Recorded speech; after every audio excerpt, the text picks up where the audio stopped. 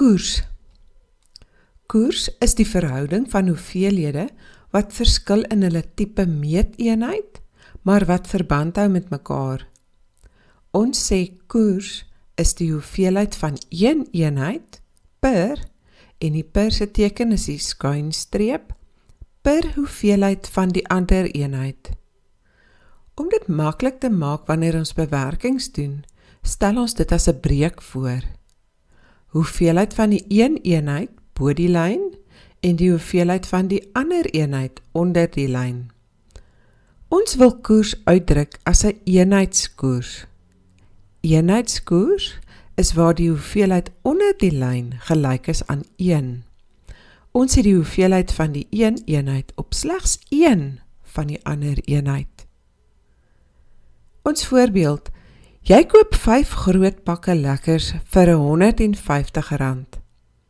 Hoeveel kos dit per pak? Wat word vir ons gegee?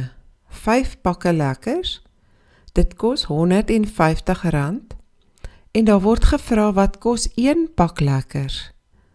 Ons moet die eenheidskoste van 1 pak lekkers uitwerk.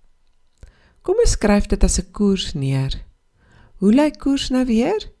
Hoeveelheid van die een eenheid per hoeveelheid van die ander eenheid. Dit moet gelyk wees aan hoeveel rand per 1 pak lekkers.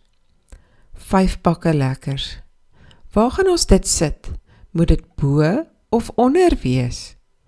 In ons antwoord is die lekkers onder die lyn, per 1 pak lekkers. So ons weet nou die 5 moet onder gaan staan. En die R150 kom bo. Ons het die koers nou uitgedruk as 'n breek. R150 per 5 pakke lekkers. Maar ons wil net 1 onder die lyn hê, 1 pak lekkers. Nou moet ons met iets deel, sodat die 5 pakke lekkers 1 pak word. Ons deel met 5. 5 gedeel deur 5 is 1 pak lekkers. Omdat ons met breuke werk, moet ons dieselfde bewerking bo die lyn doen. 150 gedeel deur 5 is R30. Jou antwoord, 1 pak lekkers kos R30. Dis ook die eenheidskoers. Jy kan nou 'n volgende vraag kry. Hoeveel sal 3 pakke lekkers kos? Jy het klaar die eenheidskoers uitgewerk. R30 op 1 pak lekkers. Nou moet ons die koers verander, sodat daar 3 pakke lekkers is.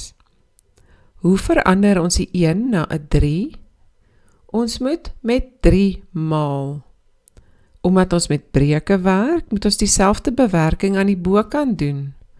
30 maal 3 is R90. Jou antwoord, 3 pakke lekkers gaan R90 kos.